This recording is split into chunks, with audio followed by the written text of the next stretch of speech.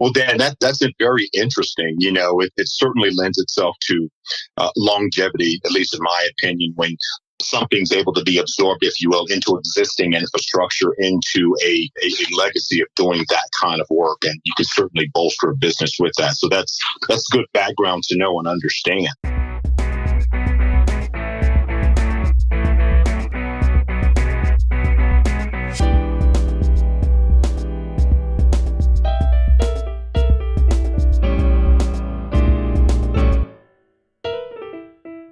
Hello, everyone. Welcome back to Cashing Out, brought to you each week by Hoban Law. I'm Dan Humiston, and I'm going to be here by myself today. I spoke to Dina earlier, and she's not going to be able to join us on today's call, unfortunately, but she'll be back next week. So I thought I'd take a minute to explain to our new listeners what this show is all about. Cashing Out is a weekly show that follows one cannabis entrepreneur's journey through the sale of their company. To start this off, we're selling my company, OG Ventures, which owns 50% of the Cannabis World Congress Business Expo. So every week we've had guests come on to ask me questions about the company, and we've really just discussed the whole process of selling a business. So in a few minutes, I'm going to get on the phone. We have 2 phone calls today, one with an investor and one with our lawyer. So that's basically the format of the show. And every week we get a little bit deeper into it until hopefully we have a successful sale, and we try to share as much information with the listeners as possible so that you know what it's like to sell a company in the cannabis business. All right, so let's get started. Let me get my first investor bull on the phone. Hello, C. Hutton. Hey, C, it's Dan Humiston. Hey, Dan, how are you? I'm great. How are you?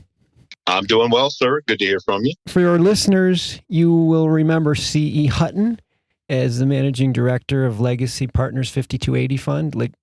C.E. was on our show. It was a little bit ago. See, I think you were episode 20, but we chatted for a while. So, C, it's great to have you back on the show.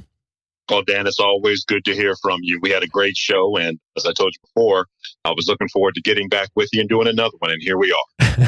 And I said, I know you'll be back on, so we are back together. Well, you may hear some background music. You may hear some background noise. I'm actually in Boulder today. I'm in Boulder. Oh, good old Boulder, Colorado, huh? Yeah. Excellent. I'm in Boulder. My daughter, Logan, is a sophomore here, and she invited me to lunch today. So, oh, nice. Yeah. Very nice. So I'm winging it in Boulder, doing my first Boulder interview with C.E. Hutton. So everything's lining up great. So I'm just to tee this up for our listeners, because in case they haven't heard this, how we do this aspect of our show, Cashing Out, we're following one entrepreneur's journey, which happens to be me. One entrepreneur's journey through the sale of their cannabis company. And we have occasional investor bulls come on our show to talk to us or to talk to me, ask me questions, or somewhat put me on the hot seat like you would if you had a deal that you think, you know what, I want to learn a little bit more about this company. Yes, understood. So I'm going to turn the mic over to you, and I'm going to follow your lead, however you normally do it when you get into that, what I'm going to call round 2 of a deal. All righty. Well, Dan, thanks again. I had a chance to review the information that you had sent forward. OG Ventures LLC. I have to tell you, I love the name.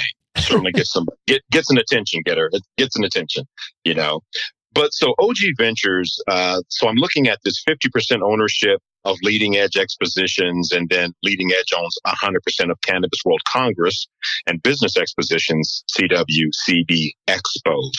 So getting into that kind of business, trade show ownership and those kind of pieces, can you just enlighten me, Dan, how those pieces came together between OG, Leading Edge, and also obviously delivering service to CWCB Expos? Well, I'll give you the real condensed version. I had a lot of experience in the former industry running trade shows, and went to a show in Seattle that MJBulls put on and said, this is wide open. I need to do a trade show. And that was in 2013. Did a show in Las Vegas in 2014 and another one in New York in 2014. And out of the blue, I got approached by a big trade show company, H.A. Bruno, who has 40 years of experience in the trade show industry. Mm.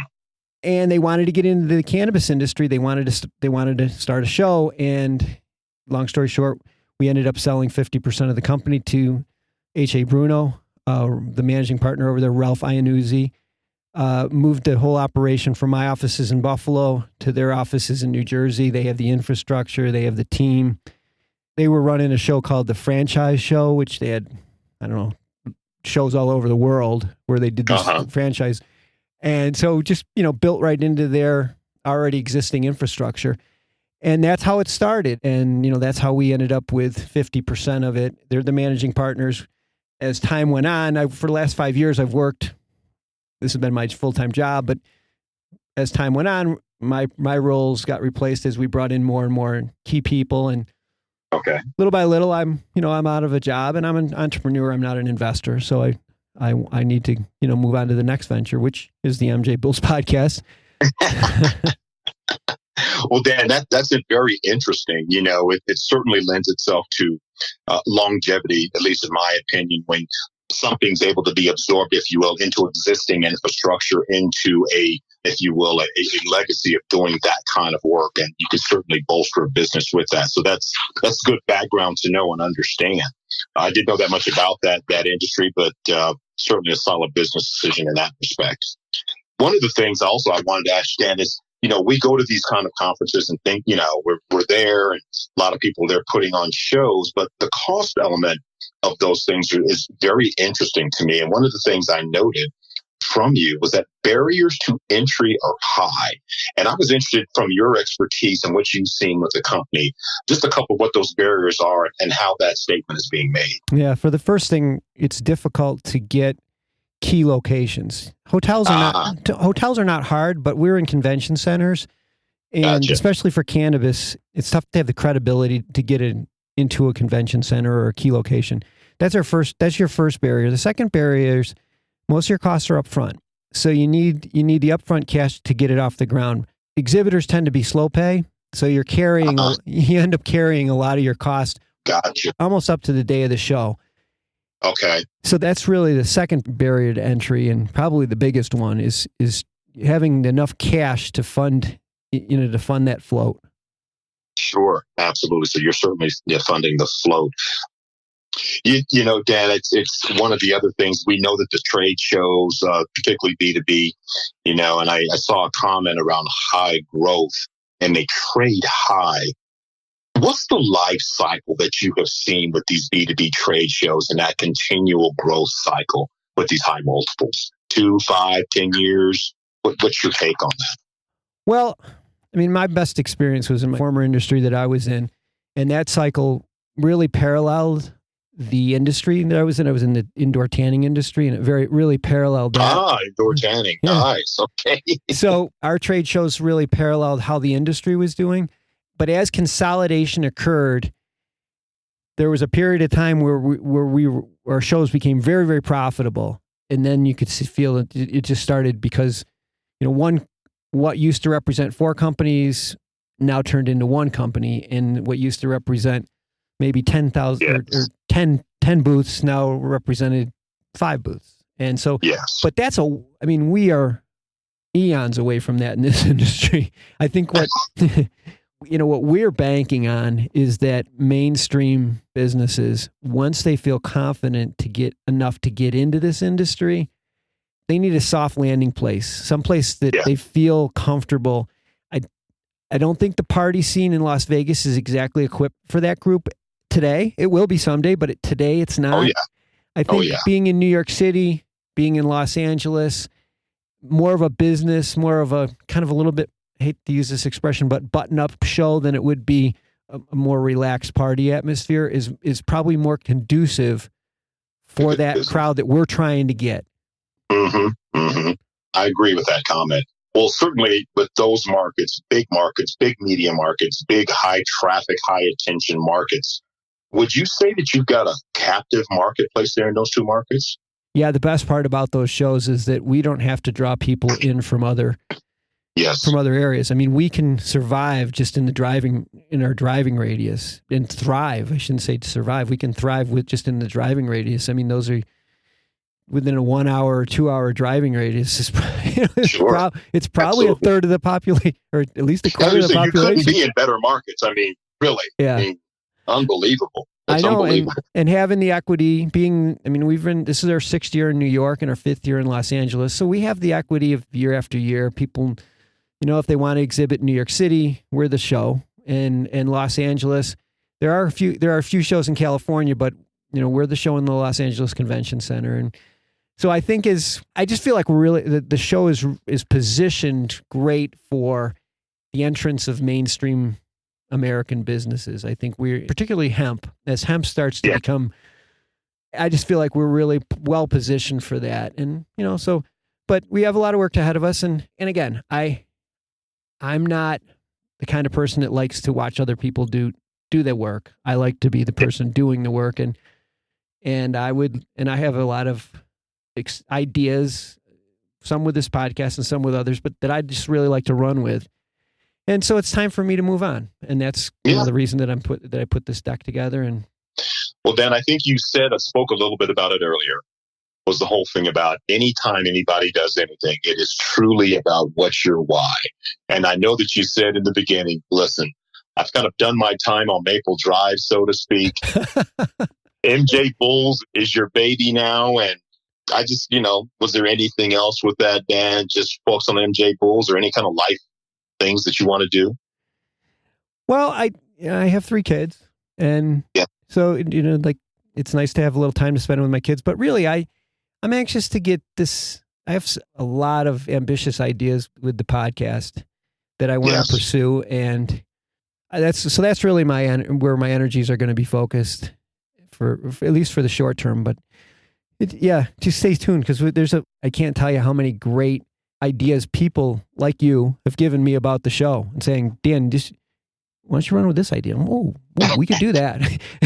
If I covered all the ideas, I need at least 3 more people doing shows with me. So it's going to be fun. Dan, isn't it beautiful to have a clean slate to create whatever you want to create?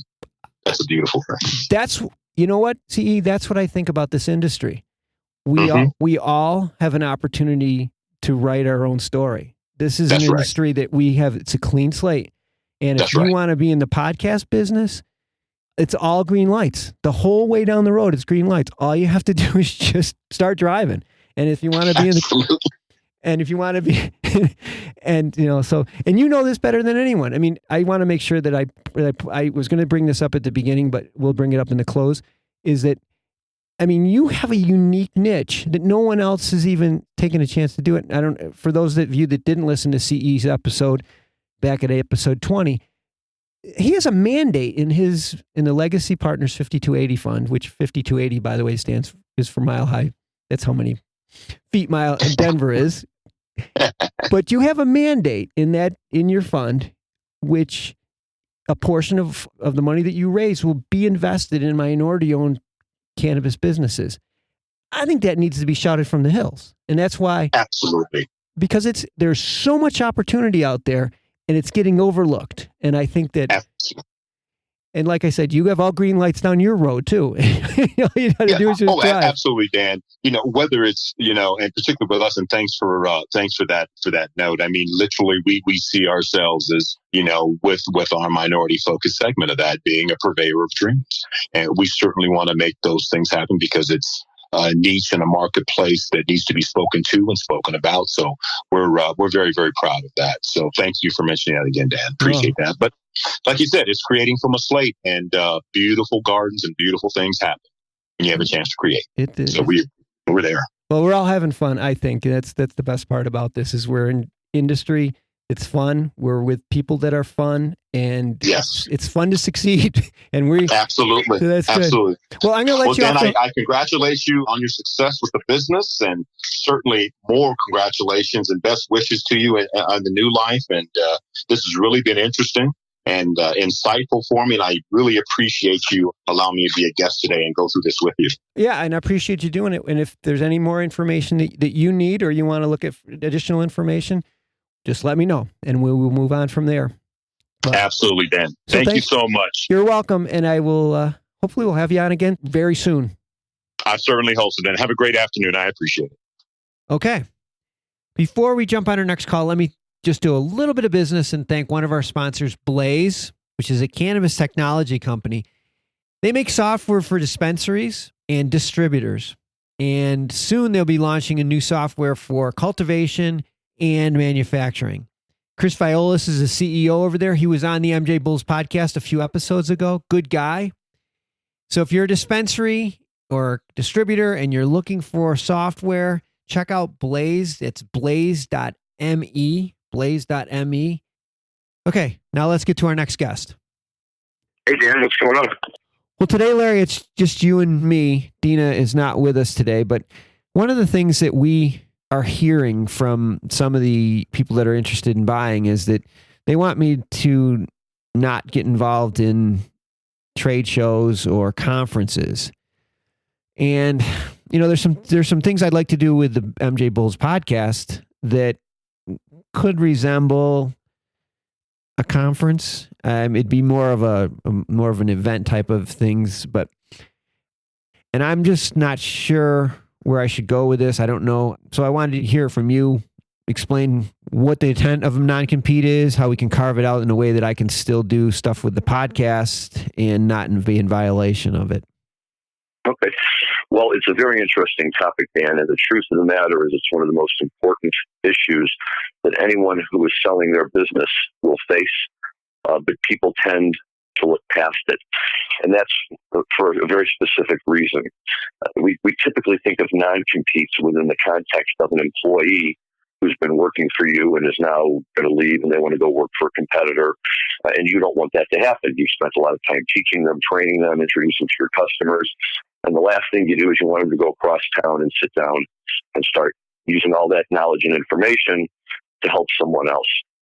What we've seen in the standard world is that non-competes are often not enforceable. But to really understand that, and I'll try not to get too technical here, what we're really talking about is something called a restrictive covenant. People use the term non-compete interchangeably with a lot of other things, and that's where the confusion comes in.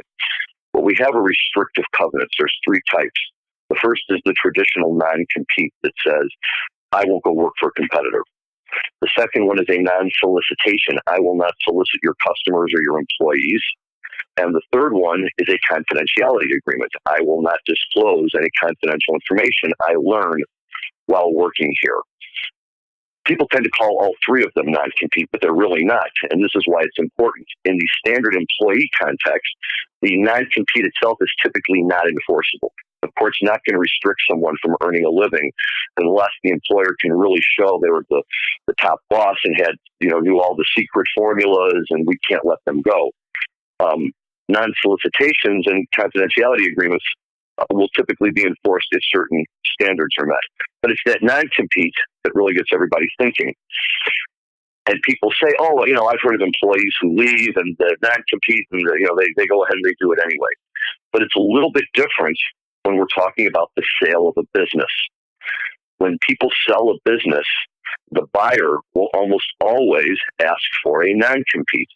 And the reason is because the buyer has just got done purchasing all of your goodwill that you have built up over the years. That's why they're buying your business and not just starting a new one necessarily.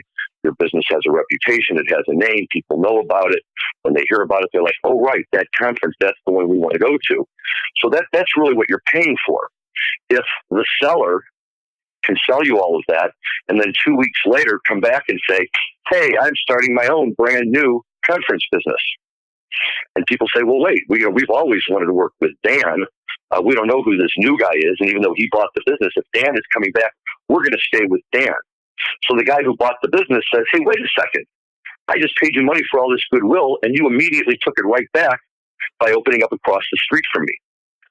So when we have a non-compete that's given ancillary to the sale of a business as part of the sale of a business, courts will enforce those all day long. So if you are selling your business, you need to understand that means for some period of time after the sale, you will not be allowed to go back into that same business.